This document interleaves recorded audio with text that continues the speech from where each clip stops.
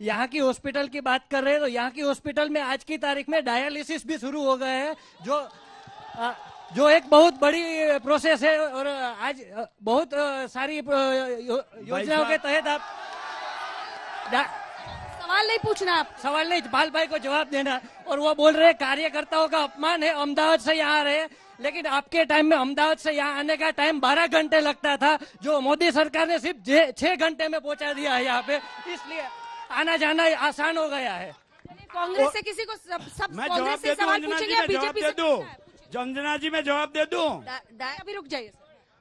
Dialysis का बोल रहे हैं, लेकिन जब डिलीवरी का प्रॉब्लम होता है लेडीज को किस तरह पहुंचानी होती है वो हमें को पता है,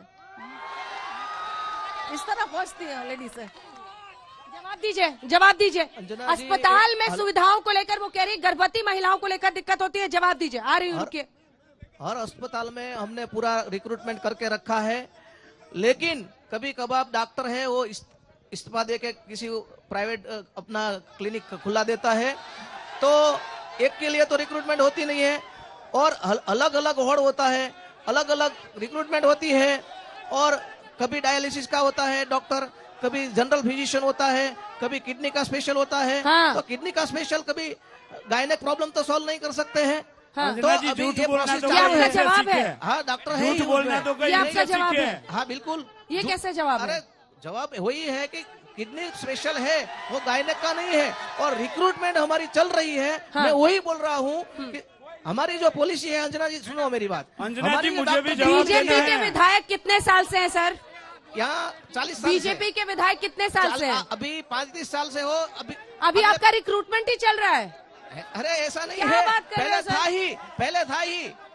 चलिए पूछिए। मेरा सवाल माननीय पाल भाई अंबलिया जी से कि अगर इतने साल से गुजरात में बीजेपी है और केंद्र में भी बीजेपी है, और इतने साल से कितनी औकात होगी 370 अभी हट चुकी है, और ये भी आपको मैं पूछना चाहता हूं कि केंद्र में भी क्यों बीजेपी सरकार है और गुजरात में 27 साल से क्यों बीजेपी सरकार है, और कांग्रेस के पास क्यों कोई कैंडिडेट है ही नहीं। ठीक है।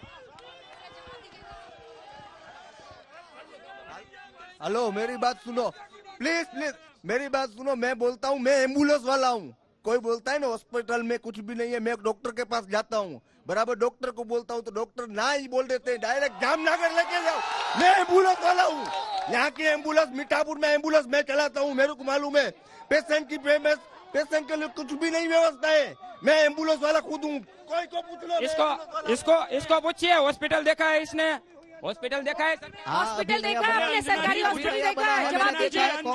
कांग्रेस के काल में अंजना जी ये गलत बात है, ये गलत बात है। एक सेकेंड, इसको ही सवाल सारे एक सेकेंड, आप चुप हो जाइए, मैं तय करूंगी, मैं तय करूंगी, आप चुप हो जाइए।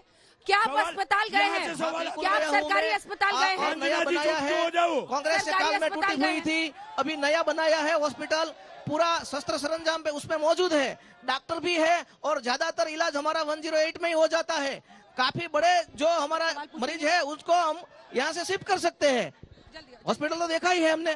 ठीक है मैडम, मेरा अभी लास्ट वीक में एक्सीडेंट हुआ था, माइनर मुझे क्रैक हुआ था, ठीक है। मैं अस्पताल गया, उसने क्या बोला, देखा ही नहीं, आप जामनगर चले जाओ। फिर मैं वहाँ पे प्लास्टर करवा गया, ठीक है। तो अभी कल मैंने प्लास्टर छुड़वाने में गया मीठापुर में, तो बोला यहाँ पे नहीं छूटेगा, आप जामनगर जाओ, वहाँ पे कुछ है। क्या आप लोगों को लगता है कि काम करें ना करें, अंत में मोदी जी का नाम लेंगे, चुनाव जीत जाएंगे? इतने सारे लोग अस्पताल का मुद्दा उठा रहे हैं साहब, और कह रहे हैं जामनगर जाना पड़ता है, जवाब दीजिए। अंजना जी, मैं वही बात कर रहा हूँ कि मोदी साहब के नाम से चुनाव जीत ही जाते हैं, लेकिन काम भी हमने किया है। मोदी साहब जब से गुजरात के मुख्यमंत्री थे, और उसके पहले कांग्रेस लोगो था 27 साल पहले, आप उसका गुजरात देखिए और 27 साल का बाद का गुजरात देखिए। मोदी साहब ने हर क्षेत्र में अस्पताल खोला है, हर क्षेत्र में कुछ न कुछ काम किया है, किसानों के लिए काम किया है, मजदूर के लिए काम किया है। वो सोच समझ के यहाँ की पब्लिक उसको वोट देती है। ठीक है, आप बीजेपी से हैं, लेकिन आप सवाल पूछ लीजिए। सवाल ने मैं यही जवाब देना चाहती हूँ कि अस्पताल जवाब दे ही रहे हैं स्टेज पे मैडम, जवाब देने के लिए नहीं पूछा यहाँ पे।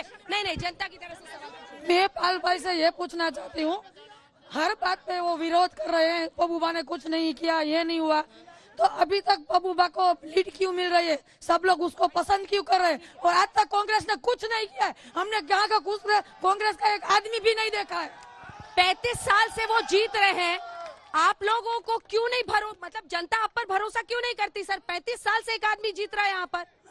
अंजना जी, पहली बात, 3 बार टर्न आने के बाद 1 बार आता है, एक पक्षीय डिबेट हो रही है, ये मत करिए। सबसे ज्यादा आप बोल रहे हैं, पहले, घड़ी का टाइम ठीक है, दिखाऊं, ये ठीक है, विक्टिम कार्ड मत बाद खेलिएगा में- यहाँ पर। जो ठीक है, सरकार है उसी से सवाल करेंगे, इस तरह जो से नहीं होता। सरकार है उसी नहीं से है। सवाल करेंगे। गलत बात मत कीजिए, विक्टिम कार्ड मत खेलिए, सवाल का जवाब दीजिए। मैं जवाब दे रहा हूँ ना, हाँ। मैं जवाब दे रहा हूँ ना। मैं भाई साहब को पहले जवाब देना चाहता हूँ। ये भाई साहब जो आए हुए हैं, ये जैसे बाहर से है वैसे भी ये गुजरात बाहर से है, नंबर 1। दूसरा, ये सारे लोग बाहर से हैं। दूसरा हम बात कर रहे हैं। दूसरा ये इसने बोला इस बार द्वारिका की सीट भाजपा से जा रही है, हाथ से सिरक रही है। तीसरा, भाई ने जो औकात की बात की थी, फिर से मैं हाईकोर्ट का एक जजमेंट आपको दिखा रहा हूँ। हाईकोर्ट का जजमेंट है, ये मेरा जजमेंट नहीं है।